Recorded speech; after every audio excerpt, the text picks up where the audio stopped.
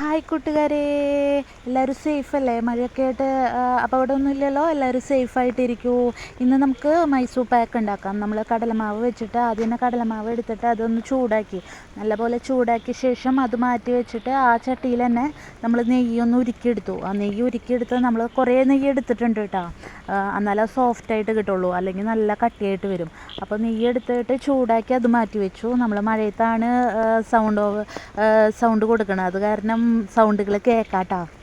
നമ്മൾ ആ ചൂടാക്കി മാറ്റി വെച്ച കടലമാവിലേക്ക് ആ നെയ്യ് ഉരുക്കി അങ്ങോട്ട് ഒഴിക്കുക. തിരിച്ചായിട്ട് ഒഴിച്ചിട്ട് കട്ട കെട്ടാണ്ട് നമ്മൾ നല്ലപോലെ ഇളക്കിയെടുക്കണം. ഒട്ടും കട്ട പാടില്ല. കടലമാവ് തന്നെ കട്ടയായി കിടന്ന് കഴിഞ്ഞ് കഴിഞ്ഞാൽ അതൊരു രസം ഉണ്ടാവില്ല. അപ്പോൾ നമ്മൾ കട്ട കെട്ടാണ്ട് നല്ലപോലെ ഇളക്കി ഇങ്ങനെ കൊണ്ടിരുന്നു. അപ്പോൾ ചേച്ചി ഇങ്ങനെ നെയ്യ് ഒഴിച്ച് തരുമായിരുന്നു. നമ്മൾ അതേപോലെ ഇളക്കി കൊണ്ടിരുന്നു. അങ്ങനെ ഇളക്കിക്കൊണ്ട് നമ്മളത് മാറ്റി വെച്ചു. തമിഴ്നാട്ടിൽ പോയിട്ട് ഞാൻ മൈസൂർ പാക്ക് കഴിച്ചിട്ടുണ്ട്. അത് എന്തൊരു ടേസ്റ്റിയാണ്, നല്ല ടേസ്റ്റ് എന്ന് പറഞ്ഞാൽ നല്ല ടേസ്റ്റാണ്. എനിക്ക് നല്ല ഇഷ്ടമായി. അവിടെ ഒരു ഉണ്ടാക്കണ ഒരാളാണ്, ഒരു അപ്പാപ്പനാണ്. ആ അപ്പാപ്പൻ്റെ കടയായിട്ട് ഇട്ടിട്ടുണ്ട്. പക്ഷേ എന്തൊരു രസമാണ്, എനിക്ക് നല്ല ഇഷ്ടമായി. അതേപോലെ ഉണ്ടാക്കാൻ പറഞ്ഞിട്ടാണ് ഇപ്പം നമ്മൾ ഉണ്ടാക്കിയത്. എന്നിട്ട് ഒരു ചട്ടി വെച്ചിട്ട് അതിലേക്ക് നമ്മൾ പഞ്ചസാര ഇട്ടു, അതിലേക്ക് കുറച്ച് വെള്ളം ഒഴിച്ചു. എന്നിട്ട് നമ്മൾ ഇങ്ങനെ നൂല് വലിയണ പാകമില്ലേ, അതുവരെ നമ്മൾ ഇളക്കിക്കൊണ്ടിരിക്കണം. അപ്പോൾ ഇതൊക്കെ ചേച്ചി തന്നെയാട്ടോ ചെയ്യുന്നത്. സാധാരണ പറയണ പോലെ ഫുള്ളും ചേച്ചി തന്നെ ചെയ്യണത്, ഞാനൊന്നല്ല.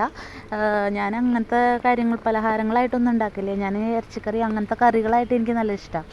അന്ന് കഴിച്ച് കഴിഞ്ഞിട്ട് നമ്മൾ ആ പാകം വരുമ്പോൾ നമ്മൾ മാറ്റി വെച്ച പാനിയല്ലേ, അതായത് കടലമാവും നെയ്യും കൂടി കൂട്ടി വെച്ചത്, അത് നമ്മൾ തിരിച്ചായിട്ട് ഈ പാനിയിലേക്ക്, പഞ്ചസാര പാനിയിലേക്ക് നല്ലപോലെ ഒഴിച്ചു കൊടുക്കുക. അപ്പോൾ ഇനി കൈ എടുക്കാണ്ട് ഇങ്ങനെ ഇളക്കിക്കൊണ്ടിരിക്കണം കേട്ടോ. ഇളക്കിക്കൊണ്ടിരിക്കുമ്പോൾ ഒരു യുദ്ധം കട്ടിയാവുമ്പോൾ പിന്നെയും നെയ്യ് ഒഴിച്ചു കൊടുക്കണം, പിന്നെയും ഇളക്കിക്കൊണ്ടിരിക്കണം, പിന്നെയും നെയ്യ് ഒഴിച്ചു കൊടുക്കുക. അങ്ങനെ നമ്മൾ നെയ്യ് നല്ലപോലെ യൂസ് ചെയ്തിട്ടുണ്ട്. അത് കഴിഞ്ഞിട്ട് ലാസ്റ്റ് നമ്മൾ ഇങ്ങനെ ഇളക്കിക്കൊണ്ടിരിക്കുമ്പോൾ നല്ല കളറായിട്ട് വന്നിട്ടുണ്ട്. എനിക്ക് കളറ് കാണുമ്പോൾ എന്തോ നല്ല കളർ, ഈ മാംഗോ പ്യൂരി ആക്കിയിട്ട് നമ്മൾ ഇതാക്കില്ലേ, അതേപോലെ കളറാണ് എനിക്ക് തോന്നിയത്. ഇങ്ങനെ ഇളക്കിക്കൊണ്ടിരിക്കലേ ഇത് നല്ല കട്ടിയായി. അപ്പോൾ പിന്നെയും കുറേ പ്രാവശ്യം പിന്നെയും നമ്മൾ നെയ്യ് ഒഴിച്ചിട്ടുണ്ട്.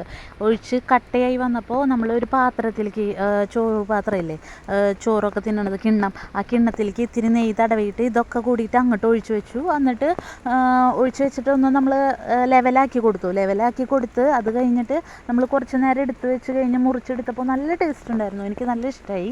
ഞാൻ കുറേ കഴിച്ചു. അതേപോലെ തന്നെ ഇവിടെ പിള്ളേരും എല്ലാവരും നല്ല പോലെ കഴിച്ചു. അപ്പോൾ എന്തായാലും നിങ്ങൾ എല്ലാവരും ഉണ്ടാക്കി നോക്കണേ. ഉണ്ടാക്കി കഴിഞ്ഞ് ഇഷ്ടമാണ് വേണമെങ്കിൽ ലൈക്ക് ചെയ്യുക, ഷെയർ ചെയ്യുക, കമൻറ്റ് ചെയ്യുക. അതേപോലെ ആദ്യമായിട്ട് ഈ വീഡിയോസ് കാണുന്നവരൊക്കെ എന്നെ സബ്സ്ക്രൈബ് ചെയ്യുക.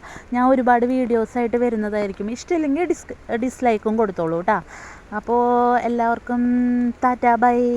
പിന്നെ എല്ലാവരും സേഫായിരിക്കണേ. മഴക്കാലമാണ്, പിള്ളേരെയൊക്കെ നോക്കണേ. Okay, bye, love U.